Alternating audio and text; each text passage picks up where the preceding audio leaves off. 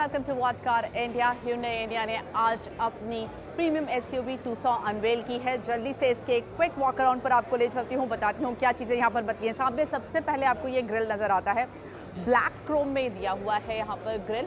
और इसकी खास बात ये है कि अगर आप इसके साइड्स में देखें तो आपको ये DRLs नज़र आएंगे। इनका शेप ऐसे पीछे तक एक्सटेंड होता है और बहुत ही इंटरेस्टिंग लगता है। LED लाइट्स हैं ये, और जो इसके हेडलैम्प यूनिट है वो यहाँ नीचे बैठती है। अब सामने से गाड़ी काफ़ी अग्रेसिव लग रही है। और दूसरी एक चीज़ जो आप इसमें नोटिस करेंगे वो ये कि इसमें जो लाइंस हैं वो काफ़ी क्रिस्प आपको नज़र आएगी।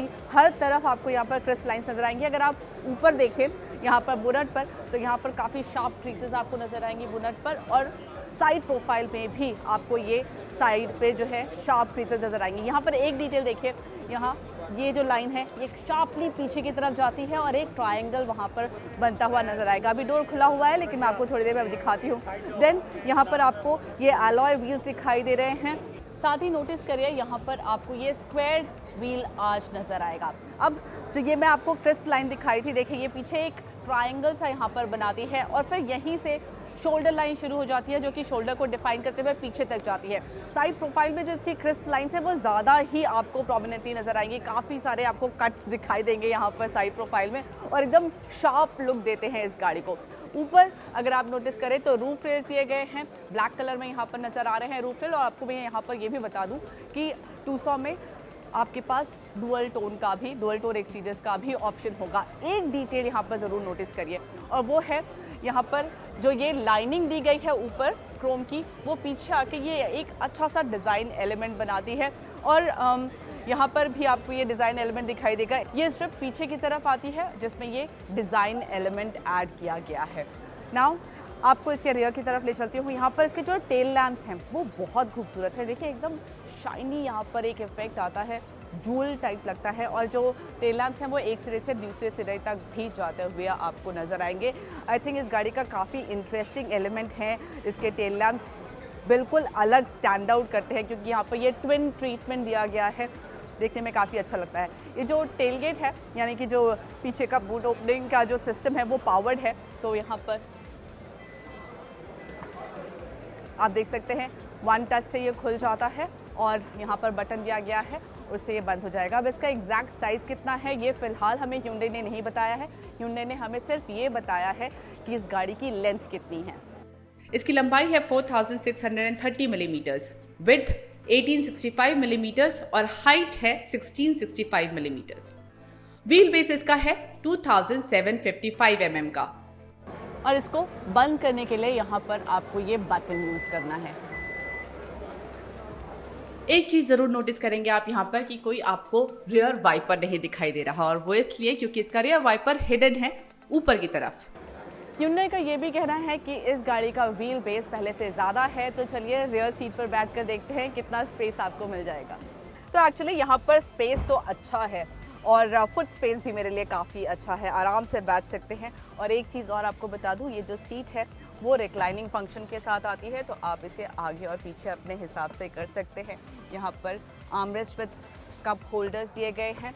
और ये जो सीट है मतलब जिसको कि ज़्यादातर जो पैसेंजर्स में इस्तेमाल होती है, अगर वो गाड़ी ड्राइवर चला रहा होता है तो ये सीट ज़्यादा इस्तेमाल होती है, तो वहाँ पर इस वाली सीट को आगे करने के लिए यहाँ पर साइड में बटन दिए गए हैं जिससे आप अपने लिए स्पेस और भी बना सकते हैं। इसके साथ ही यहाँ पर आपके लिए 2 AC वेंट्स दिए गए हैं और नीचे 2 USB पोर्ट भी दिए गए हैं। और जो टनल है ये बहुत ऊंची नहीं है, तो सेंटर पैसेंजर के लिए यहाँ पर बैठना बहुत मुश्किल नहीं होगा। और यहाँ पर उसके लिए हेडरेस्ट भी दिया गया है। चलिए अब ले चलती हूँ आपको फ्रंट सीट पर। फ्रंट सीट पर सबसे पहले इसके लुक की बात कर लेते हैं। तो यहाँ पर जो भी चीज़ आपको दिखाई दे रही है उसकी क्वालिटी काफ़ी अच्छी है। सॉफ्ट टच मटेरियल का इस्तेमाल किया गया है सब तरफ और अच्छी क्वालिटी का पता चल रहा है, प्रीमियमनेस यहाँ पर दिख रही है। एक चीज़ और यहाँ पर नोटिस करिए, ये सिल्वर एक्सेंट यहाँ पर दिया गया है और ये एक रैप अराउंड सा इसका इफेक्ट है, यानी कि आप देखिए यहाँ डोर से शुरू होता है और फिर सेंटर कंसोल में आकर यहाँ पर एक सिरे से आता हुआ दिखाई देता है। देखने में काफ़ी अच्छा लगता है और जो फोकस है वो सेंट्रल स्क्रीन की तरफ आ जाता है। और ये जो सेंट्रल स्क्रीन है ये ड्राइवर की तरफ थोड़ी सी टिल्टेड है, तो ड्राइव करते वक्त इसे चलाना थोड़ा आसान हो जाता है। यहाँ पर आपको ये 10.25 इंच की टच स्क्रीन मिल रही है। इसमें आपको wirelessly Android auto, Apple car पे आप इसमें कनेक्ट कर सकते हैं और साथ ही इस गाड़ी में आपको ADAS फीचर्स भी मिल रहे हैं और of course blue link connectivity features तो हैं ही इसमें। कंपनी ने हमें बताया है कि 60 से ज़्यादा कनेक्टिविटी फीचर्स यहाँ पर मिल रहे हैं।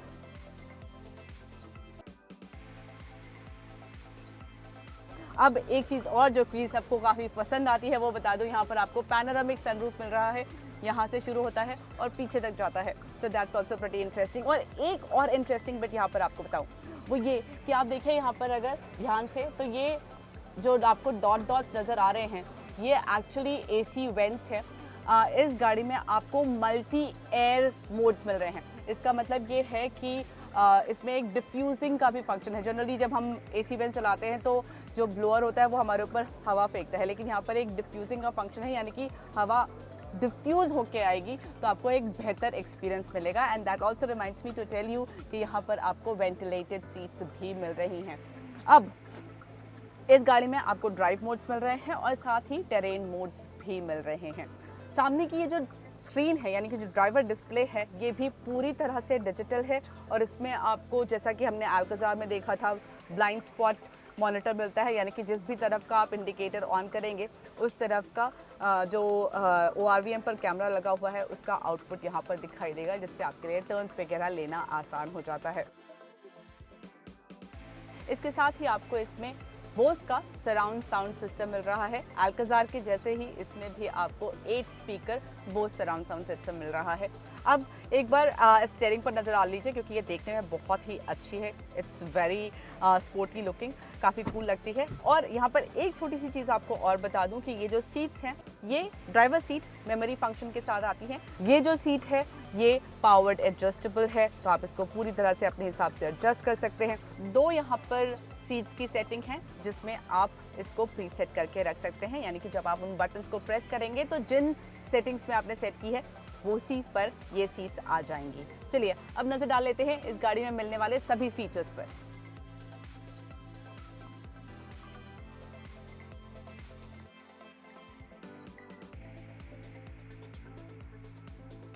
स्पेस की बात करूं तो ग्लव बॉक्स का साइज़ काफ़ी अच्छा है और इसके साथ ही यहाँ पर आपको एक वायरलेस चार्जिंग स्पेस मिलता है और थोड़ी सी जगह यहाँ बचती है। देन आपके पास कप होल्डर्स यहाँ पर दिए गए हैं।